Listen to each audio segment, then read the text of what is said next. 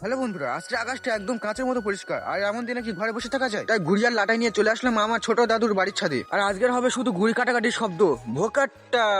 তো তারপর তাড়াতাড়ি ঘুড়ির সাথে লাটাইয়ের ম্যাজিক্যাল কানেকশনটা করে নিলাম, কারণ এই ম্যাজিক্যাল কাজটা ঠিক মতো না করলে ঘুড়ি কিন্তু আকাশে গিয়ে না উড়ে শুধু ডিগবাজি খাবে। তারপর আমি ঘুড়িটা ঠিকঠাক ভাবে জো করে নীল আকাশে চারিদিকে দেখতে লাগলাম, কিন্তু নীল আকাশে আমার ঘুড়ি ছাড়া চারিদিকে আর কোনো ঘুড়ি দেখতে পেলাম না। তাই আমার ঘুড়িটা নিয়ে কিছুক্ষণ পাগলামি দিচ্ছিলাম, কিন্তু হঠাৎ একটা মোরবাঙ্কি ঘুড়ি নিচে গো মারতে মারতে আমার ঘুড়ির কাছে আসছিল প্যাঁচ খেলতে। তাই আমিও দেরি না করে সঙ্গে সঙ্গে প্যাঁচে লাগিয়ে দিলাম। তারপর অনেকক্ষণ প্যাঁচ খেলার পর অবশেষে ঘুড়িটা কেটে দিলাম। তারপর ভাও খেতে খেতে ঘুড়ি ঘোরাচ্ছিলাম, কিন্তু হঠাৎ দেখলাম আরো একটি ঘুড়ি প্যাঁচে লাগিয়েছে এবং প্যাঁচে লাগানোর সাথে সাথে ঘুড়িটা কেটে গেল।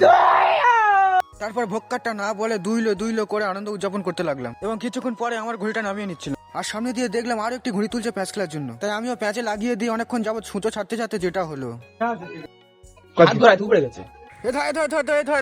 ধর 5 মিনিট পর।